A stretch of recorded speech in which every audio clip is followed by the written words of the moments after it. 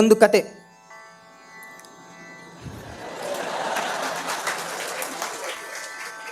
ಅದು ಹೇಗಿರ್ತದೆ ಅಂತ ಇವರನ್ನು ನೋಡುವಾಗ ನಮ್ಗೆ ಗೊತ್ತಾಗ್ತದೆ. ಎರಡು ಹೊಡೆದ್ರು.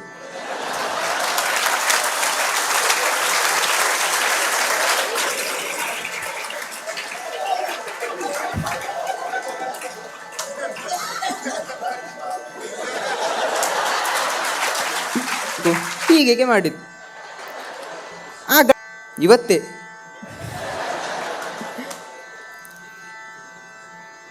ನೀವೆಲ್ಲರೂ ಬರಬೇಕು.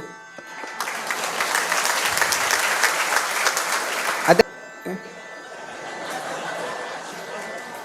ಪರಮಾತ್ಮನ ಮಹಿಮೆ ಎಲ್ಲ ನಾವು ಕೇಳಿದ್ವಿ, ಈ ಎಲ್ಲ ಪುಣ್ಯ ನಾವು ಪಡೆದ್ವಿ ಅಲ್ಲ, ಇದನ್ನೆಲ್ಲ ಪರಮಾತ್ಮನಿಗೆ ಅರ್ಪಿಸುತ್ತಾ ಅಂತ ಹೇಳುತ್ತಾ, ಪರಮಾತ್ಮನ ವಿಶೇಷ ಅನುಗ್ರಹ ಆಗಲಿ ಅಂತ ಹೇಳುತ್ತಾ, ಇನ್ನು ಮುಂದೆ ಬರುವಂತಹ ಪರ್ಯಾಯ ಶಿರೂರು ಪರ್ಯಾಯ 2026ರಿಂದ 28.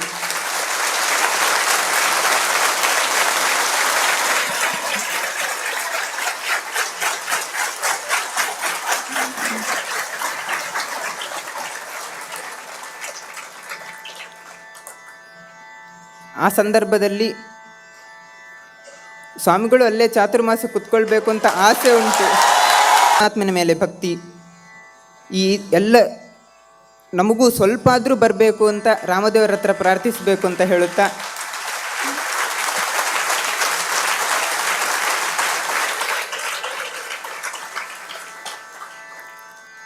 ಇನ್ನು ವಿದ್ಯಾಸಿಂಹಾಚಾರ್ಯ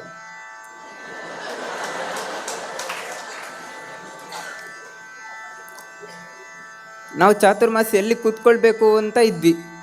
ಆಗ ಮುಂಬೈ ಆಗೋಣ ಅಂತ ಏನೋ ಇದ್ದಾಗ ವಿದ್ಯಾಸಿಂಹಾಚಾರ್ಯರು ತೊಂದರೆ ಇಲ್ಲ, ಇಲ್ಲೇ ಬನ್ನಿ ಅಂತ ಹೇಳಿದರು.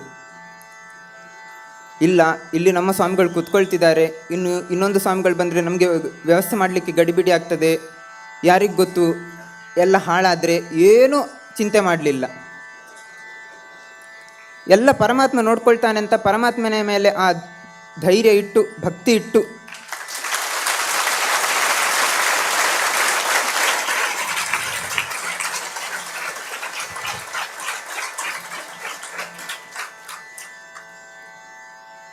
ಆ ವಿಠ್ಠಲ ದೇವರಿಗೆ ಏನೂ ಕೊರತೆ ಆಗದ ಹಾಗೆ ವಿದ್ಯಾಸಿಂಹಾಚಾರ್ಯರು ಹಾಗೂ ವಿಶ್ವಪ್ರಜ್ಞಾಚಾರ್ಯರು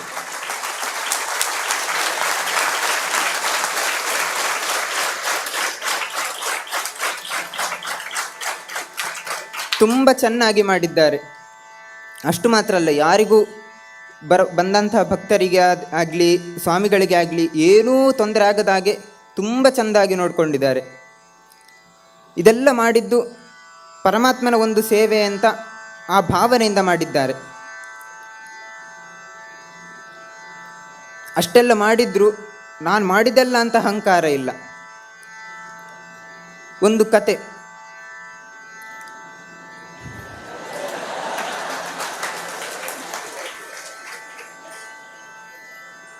ನಾವು ಅಹಂಕಾರ ಪಟ್ಟರೆ ಏನಾಗ್ತದೆ ಅಂತ ಕೇಳಿದರೆ,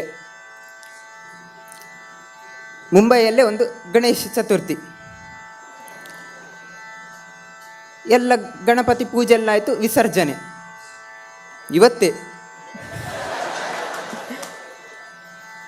ಆ ಗಣಪತಿಯನ್ನು ಒಂದು ಕತ್ತೆ ಮೇಲೆ ಇಟ್ಕೊಂಡು, ಹಿಂದಿನ ಕಾಲ ವಾಹನ ಏನಿರಲಿಲ್ಲ, ಹಾಗಾಗಿ ಕತ್ತೆ ಮೇಲೆ ಇಟ್ಕೊಂಡು ಮೆರವಣಿಗೆ ಮಾಡ್ತಾ ಹೋಗ್ತಾ ಇದ್ರು. ಅಲ್ಲಲ್ಲಿ ಹೂ ಮಾಲೆಲ್ಲ ಹಾಕ್ತಾ ಇದ್ರು. ಹಾಕಿ ಗಣಪತಿ ಮೇಲೆ ಜಾಗನೇ ಇಲ್ಲ. ಸರ್ ಇನ್ನೇನು ಮಾಡೋದು, ಈಗ ನಮಗೆಲ್ಲ ಹೂ ಜಾಸ್ತಿ ಆದರೆ ವಾಹನಕ್ಕೆ ಹಾಕ್ತೇವೆ, ಹಾಗೆ ಎಲ್ಲರೂ ಕತ್ತೆಗೆ ಹಾಕಲಿಕ್ಕೆ ಶುರು ಮಾಡಿದ್ರು. ಸ್ವಲ್ಪ ಹೊತ್ತಾದ ಮೇಲೆ ಕತ್ತೆ ಏನು ಅಂದ್ಕೊಂಡಿತು, ಓ ಎಲ್ಲರೂ ನನಗೇನೆ ಮಾಲೆ ಹಾಕ್ತಿದ್ದಾರೆ, ಹಾಗಾದರೆ ನಾನು ಯಾಕೆ ಈ ಭಾರವನ್ನು ಹೊತ್ತಬೇಕು, ಹೀಗೆ ಮಾಡಿದ್ದು. ಆ ಗಣಪತಿ ಬೀಳಲಿಕ್ಕೆ ಆಯಿತು. ಎಲ್ಲರೂ ಹಿಡಿದು ಆ ಕತ್ತೆಗೆ ಎರಡು ಹೊಡೆದ್ರು.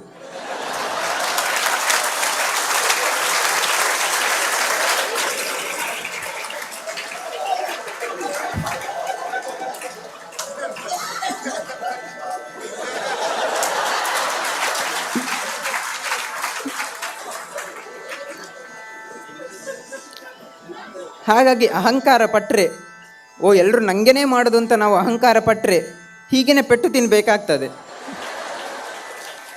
ಮತ್ತೆ ಹೇಗೆ ಮಾಡಬೇಕು? ಇದೆಲ್ಲ ಪರಮಾತ್ಮ ನಮ್ಮಿಂದ ಮಾಡಿಸೋದು, ಪರಮಾತ್ಮನಿಗೆಲ್ಲರೂ ಮಾಡೋದು, ಆ ಭಾವನೆಯಿಂದ ಮಾಡಬೇಕು. ಅದು ಹೇಗಿರ್ತದೆ ಅಂತ ಇವರನ್ನು ನೋಡುವಾಗ ನಮ್ಗೆ ಗೊತ್ತಾಗ್ತದೆ.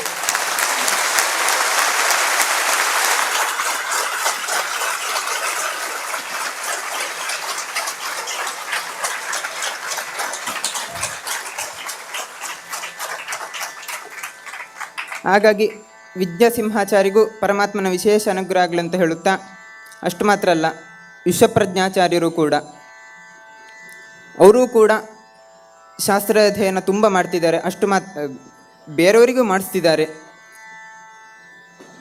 ಅವರು ಮಾಡ್ತಾ ಹೋಗ್ಬೋದು, ಇನ್ನು ಅವರೇ ಇದನ್ನೆಲ್ಲ ಉಳಿಸಲಿಕ್ಕೆ. ಆದರೆ ಅವರ ಕಾಲಕ್ಕೆ ಅವ್ರು ಮಾಡ್ಬೋದು.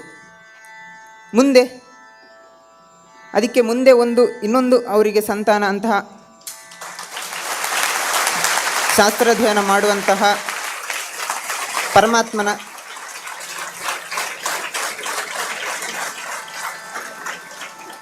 ವಿಶೇಷ ಭಕ್ತನಾಗುವಂತಹ ಒಂದು ಗಂಡು ಮಗು ಹುಟ್ಟಲಿ ಅಂತ ಪರಮಾತ್ಮನತ್ತ ಪ್ರಾರ್ಥಿಸುತ್ತಾ,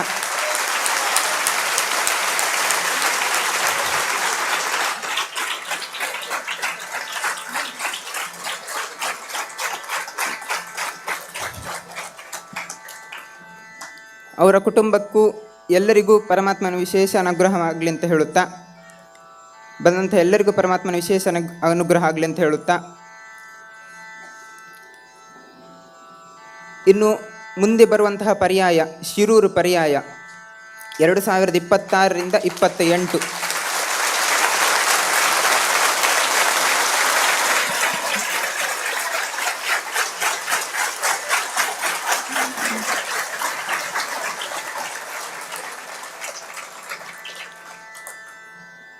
ಆ ಸಂದರ್ಭದಲ್ಲಿ ಸ್ವಾಮಿಗಳು ಅಲ್ಲೇ ಚಾತುರ್ಮಾಸ ಕುತ್ಕೊಳ್ಬೇಕು ಅಂತ ಆಸೆ ಉಂಟು.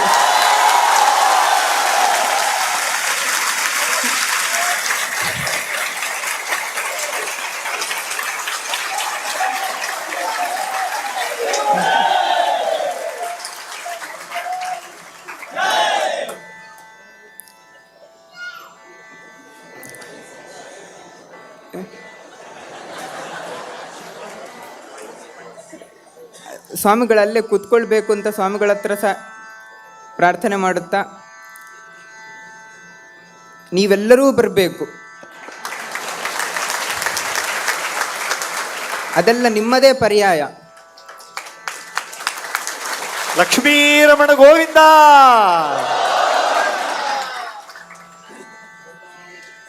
ಈಗ ಒಬ್ಬ ತುಂಬ ಹಣ ಉಂಟು, ಅವ ರಥೋತ್ಸವ ಸೇವೆ ಎಲ್ಲ ಕೊಡ್ಬೋದು, ಕೊಟ್ಟ ಮಾತ್ರಕ್ಕೆ ಉತ್ಸವ ಆಗುವುದಿಲ್ಲ. ಹಿಂದಿನ ಕಾಲದಲ್ಲಿ ಆನೆ ಇತ್ತು, ಆದರೆ ಈಗ ಆನೆ ನಮ್ಮ ಭಕ್ತರೇ. ಹಾಗಾಗಿ ಪರಮಾತ್ಮನಿಗೆ ಭಕ್ತರು ಬೇಕೇ. ಹಾಗಾಗಿ ನೀವೆಲ್ಲ ಪರಮಾತ್ಮನ ಭಕ್ತರು ಆ ಪರ್ಯಾಯದ ಸಂದರ್ಭದಲ್ಲಿಯೂ ಬಂದು ಕೃಷ್ಣನ ವಿಶೇಷ ಅನುಗ್ರಹಕ್ಕೆ ಪಾತ್ರರಾಗಬೇಕು ಅಂತ ಹೇಳುತ್ತಾ, ಶ್ರೀಕೃಷ್ಣ ಅರ್ಪಣ.